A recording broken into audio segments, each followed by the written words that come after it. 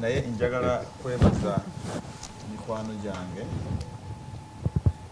mulamwa guno munene bwana Kaddu kyoba olaba gwe wogukwatidde mu ange eyo wogukwatira era ojja kulaba nti ffenna abali wano buli omu alina engeri gyagufulumamu naye era tujja tusigala tetugumazeeyo okulonda obukulembeze mu Uganda yonna tetuyinza bimalira mu 2-3 hours toyinza kukiyita kyakuzannya ojja kunzikiriza nange nzigeyo obutonotono bwendowooza nti ekisookera ddala njala kwebaza abakulu ba Electoral Commission nti baafubye okukola omulimu gwabwe si kibi n'akamu n'akeddagala okutuwa enteekateeka okutuwa ennambika eno mu budde ng'era bw'olaba yuneebu bwefulumya tayimu tebo abaana ne bamanya nti mu October ne November tulituula ebigezo tulituula ebibuuzo ebyakamalirizo abakola kino ne bakikola abasomesa ne bamanya practical zino sinazikwatako kino kinakikwatako nekiri sinakikwatako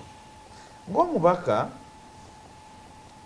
nange nja kuva mu ange naye biki byendowooza kuba kati kana akaseera ate kakutunuulira nnyo biki bye tulowooza nga muganda wange bwalambise Saddam kitwandibadde oba kubanga eno nnambika andi tomanya ayinza obiteekinga baaka ne kituyamba eri maltiya nti eva mu guno omwaka neyingira ne mulala ne mulala kakati ye mukyakuwadde nga Electoral Commission akuwadde kya myaka 5 esatu okay wano road map ya myaka 3 strategic plan ya myaka 5 ne road map ye jajjemu akuwadde ekintu kya myaka 3 naye waliwo obuntu obumu ddala nga buliki akasooka bwotuna road map eno omukulu gyatuwadde atulaze nti nga 4 ogw'omusanvu olwo bali mu nteekateeka 224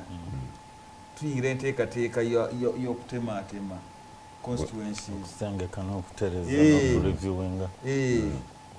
naye ssemateeka waffe article y'enkaaga mu 3 eyogera ku kuteekawo constituencies ssemateeka era naye tugamba ti Electoral Commission eneeberanga ne mandate eyokukola omulimu ogwo okitegeera naye n'akugamba nti kijja kubeerangawo mu myezi 12 nga bamaze okufulumya result eza population census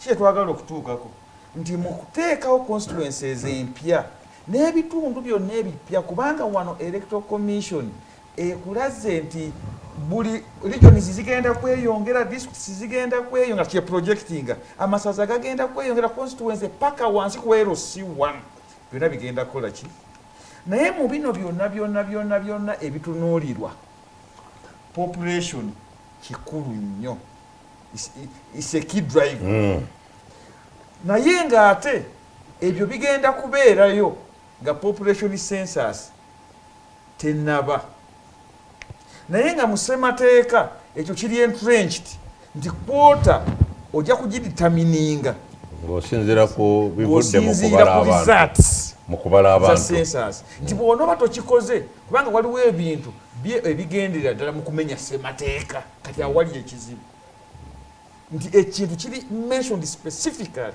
mu ssemateeka nti kino onookikolanga luvannyuma lwa kukola kino mu bumpimpi otandise okunenya mwami Bukenya n'akakiiko ke simunenya tuli mu nnambika no munambika naye munenya nti agenda kumenya etteeka okusala constituency mujja mubuuza wasinzidde ku ki akugambye nti ndi ku projection za ubosi nti nedda yo ssemateeka teyogera ku ubosi enyinga y'enkaaga mu 3 teyina ate neekuwa n'obudde ng'eri very specific nti kata census results zimala okufuluma oyina kukolera mu 12 months okukolera mu 12 months kitegeeza zozizukka mwaka gumu mu mwaka mwokola ki so eyo nsonga emu nkulu kyendowooza nti mwami Bukenya naye agenda gizaayo ne wa minisita we ow'amateeka okiwulira nti naye waliwo lino etteeka lino. Could it be the reason Mr. Mao yagambye tejja kuba kusaawo constituency empya kuba alaba census tennaba. Anti atakkirizibwa Ghana era nga ye.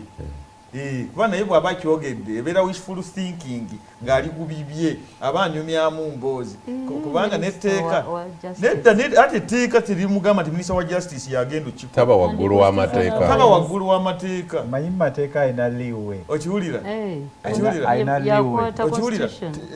Ssemateeka ya akuwa bw'okola ekintu ne bw'okikola ki kati wanagambye kikole ki. Leeway weeri ye egamba nti kati census bweba tekoleddwa kitegeeza mmwe ne bwe muba miliyoni emu mu constituency amateeka gaba tegabalaba.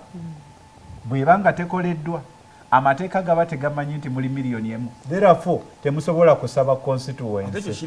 Ekyo kiri mu nnyingo ki? Anti egamba nti egamba census kwe babeesinga.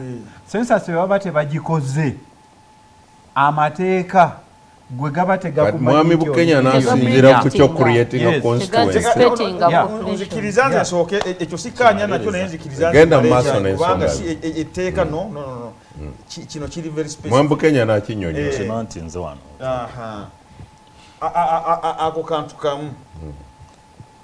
Ensonga ey'okubiri era gye mbadde njogerako ennyo ne muganda wange kye kifaananyi ekisiigiddwa roadmap gyatuwadde ekyaki kyetuteeka oba bulijjo kyetuteekamu nekyetwagala kati kyetugamba kyetugenda okuteeka mu kalulu. Njogera ku buwumbi ayagala 1,300 mu kalulu ako obuwumbi 1,300 nga tutunuulira embeera kubanga Uganda embeera gye tulimu ya recession, embeera gye tulimu ya kutiisibwatiisibwa nti n'ababadde bakuvujjirira oli mu kutiisibwatiisibwa nti tebajja kukuwa ki bizinensi ziri wansi abantu kye bayitamu kizibu. Emisolo tewali gikuŋŋaanyizibwa. Tewali kubanga tunula olabe bajeti yo gy'oyina eya tiriyoni 52 n'obuwumbi 700 bw'ojjako statutory obligations z'oyina nti kino nteekwa buteeko kikola ng'okusasula amabanja over 30% oli mu kusasula amabanja ng'emisaala n'ebintu ebirala ebigwamu kye tuyita non-productive sectors, non-productive areas. Olabe kikyoba osigazzaawo mu ssente ezidda mu bantu eziri 10 mu tiriyoni nga 17 zokka. Kitegeeza toyina ki? Kakati Uganda twamigratinga okuva mu kye bayita bakulu bano abali technical bamanyi kye bayita project planning and budgeting.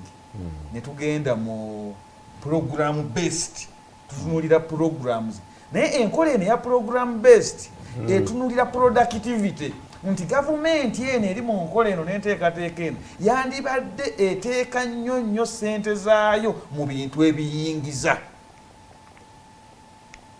Ssente zo ziteeke ewava ki? Wava ssente. Tutunulira marginal returns nti weetadde 10 wavaayo mmeka, buli weetadde 10 kyange wavaayo mmeka, no minimizing areas ezitaleeta sigamba nti no ebyokulonda kintu kyakuzannya nedda nakyo nja kyogerako naye tugamba kikye tusobola kukola.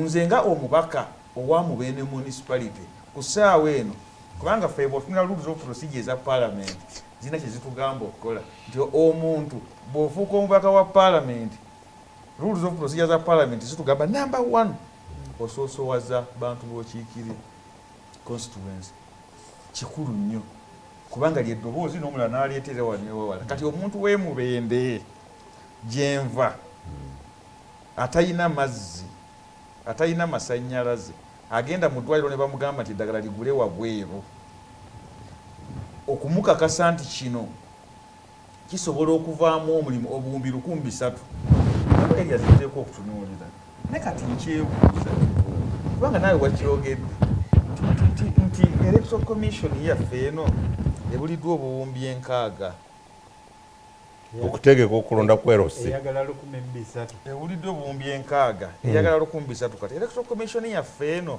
eyakozesa obuwumbi 698 mu kulonda okuwedde obuwumbi 698 kati ekubisizaamu ebiri justification kijeewo okwongerako obuwumbi 5 kiki ennyo kye tuyinza okugamba kyekiyinza okuvaako okubisaamu sente zino emirundi ebiri